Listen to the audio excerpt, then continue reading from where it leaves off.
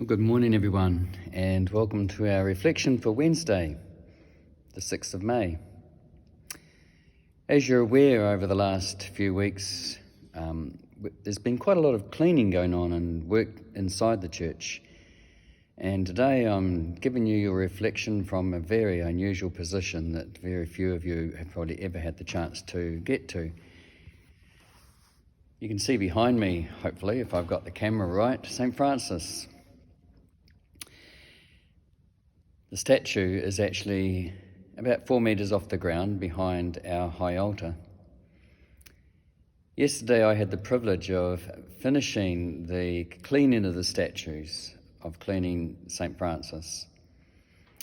And as I was close up to the statue behind me here, I had quite a bit of time to reflect, to pray, and to think about what it means for me to be a Franciscan. On Sunday we celebrated Vocations Weekend,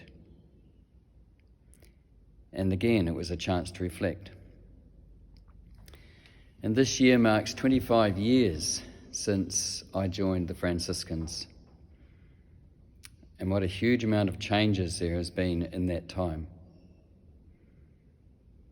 We're now in Australia and Aotearoa, New Zealand part of our province, only about 15 friars who are active in full-time ministry. Very different to what it was 25 years ago when I joined, because even in New Zealand in those days we had about 15 friars. It's an interesting time to reflect because of the coronavirus as well. But as I reflected yesterday, I was also aware that it was the feast of Blessed Edmund Rice.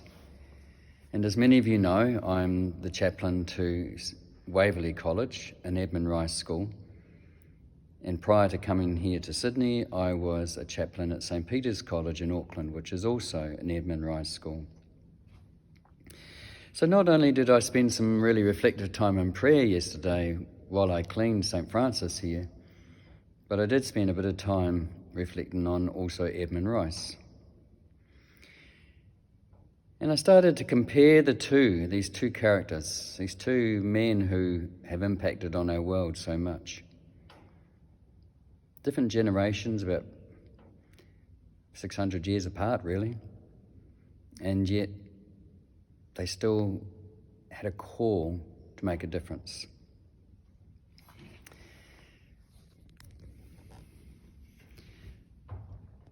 So what is this difference, or what is the call that they felt?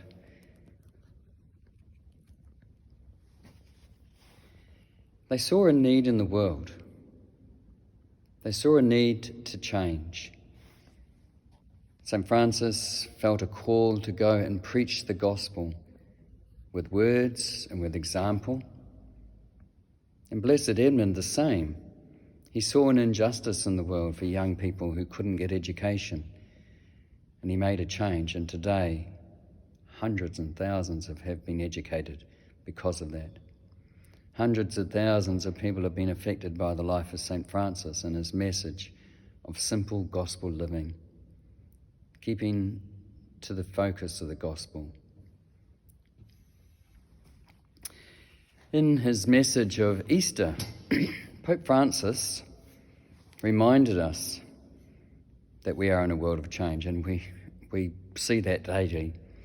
He reminded us that through faith in each other and in our God, we can make a change, and we can bring new hope, as did St. Francis and Blessed Edmund, to the lives of people.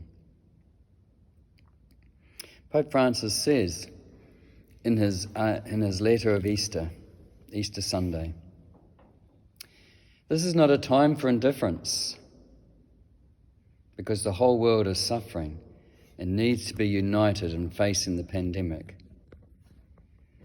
This is not a time for self-centeredness, because the challenge we are facing is shared by all, without distinguishing between persons.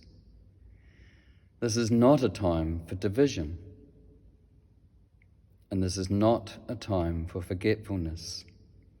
For the crisis we are facing should not make us forget the many other crises and people that are in need.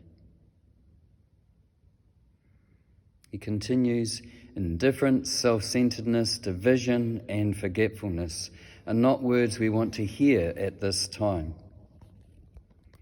We want to ban these words forever.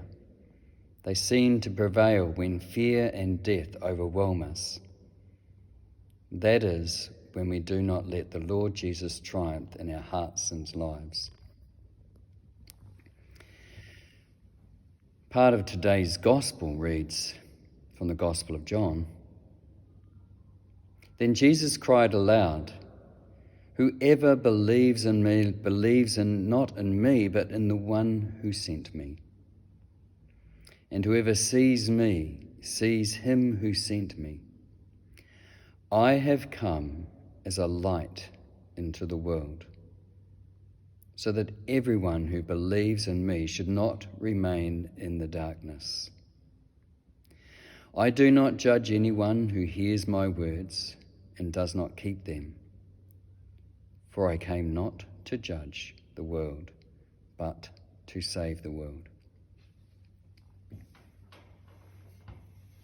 St. Francis, Blessed Edmund, Pope Francis, like Jesus, came to bring a light into the world through their call to spread the gospel message of light, of hope, of resurrection. How are we going to do that in our lives today? How are we going to be that example of St. Francis, of Blessed Edmund, of Pope Francis, and I'm sure of many others who bring light and hope into your lives? My prayer today will be that we continue to be a light, and that we can be inspired and be inspiring to others, so that we can celebrate our faith and take great hope and joy in the challenge of the world around us today. May the Lord give you peace.